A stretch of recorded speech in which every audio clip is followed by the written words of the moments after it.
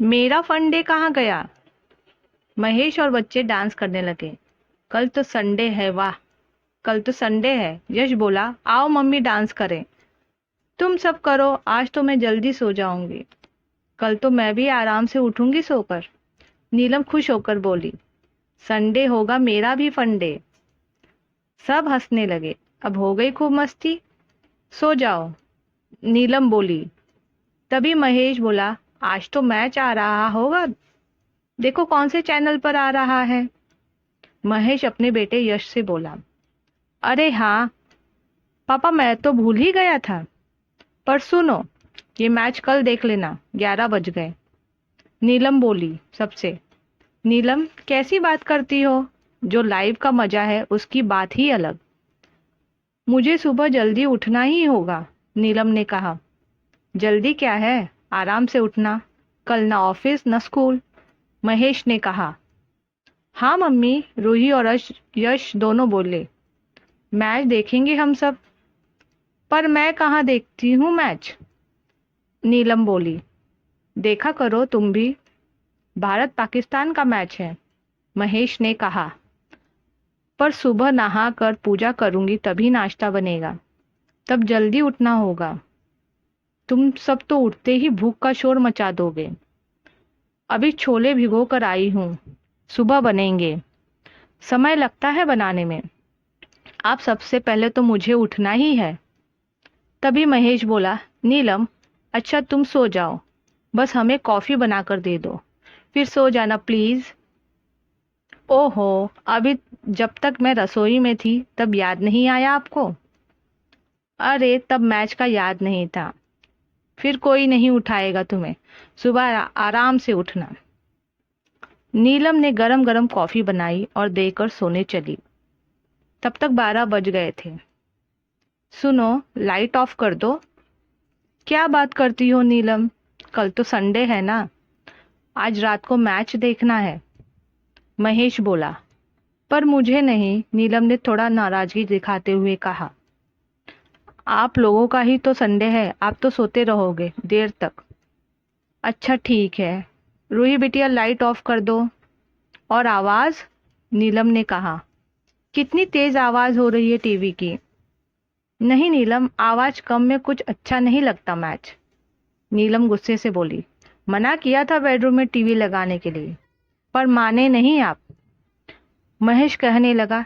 देखो नीलम, शाम को थक कर आओ ऑफिस से, सोफे पर टीवी नहीं देखा जाता, बेड पर आराम से देखो। नीलम बोली। अच्छा आप देखो तो, फिर मैच मैं बच्चों के कमरे में सो जाती हूँ। नीलम दूसरे कमरे में आकर सो गई। पति और बच्चे पूरी रात कुछ न कुछ अपना टीवी मैच देख कर मस्ती करते रहे। सुबह 6 बजे डोरबेल बजी। नीलम उठी। ओहो, कार वॉश करने वाले को भी सुबह ही आना होता है इतवार को। नींद भी पूरी नहीं हुई। बड़बड़ाती हुई नींद में ही कार की चाबी देकर आई। ब्रश किया, फेस वॉश किया। नीलम ने सोचा सो जाती हूँ थोड़ी देर और, पर नींद ही नहीं आ रही थी। करवट लेती रही, पर नींद गायब हो चुकी थी। उठ ही जाती हूँ, एक बार आंख खुल जाए फिर कहाँ नींद, नीलम मन ही में बोली। सब सो ही रहे थे।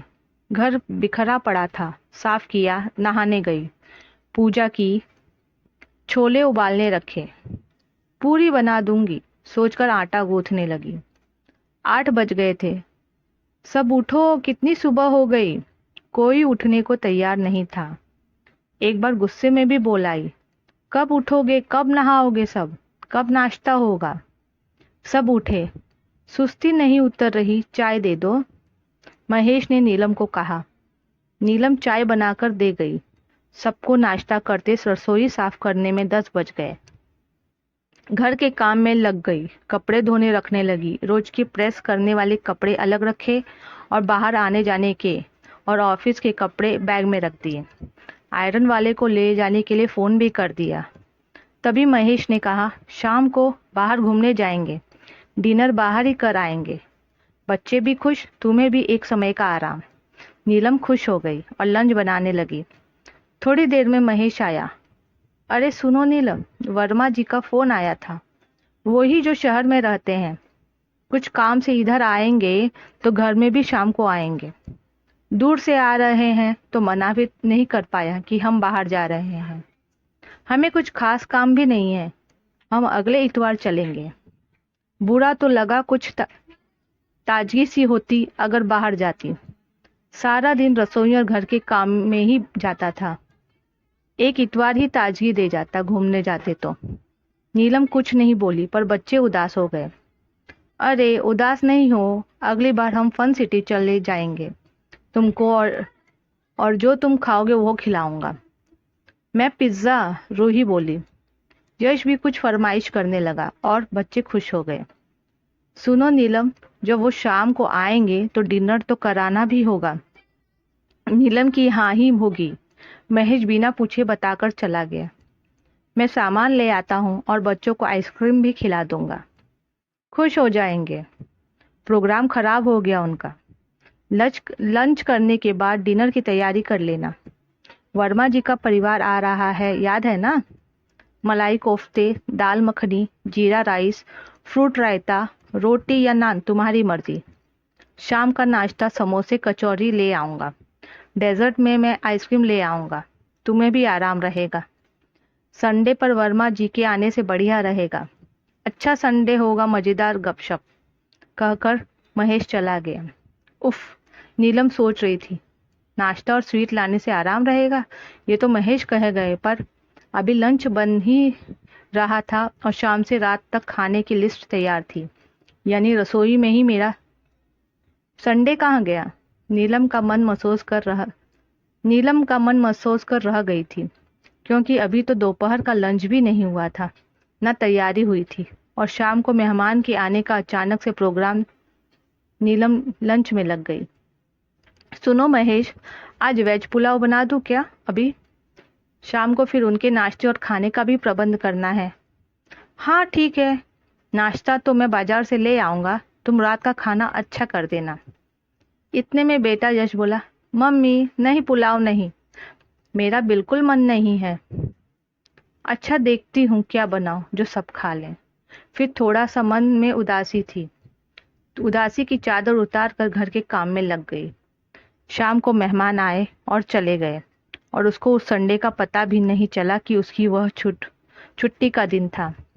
सबके लिए वो छुट्टी थी, पर नीलम सोच रही थी आज संडे है, यानी सबका फंडे, पर उसका संडे कहाँ गया? यदि कहानी पसंद आई हो तो लाइक, सब्सक्राइब और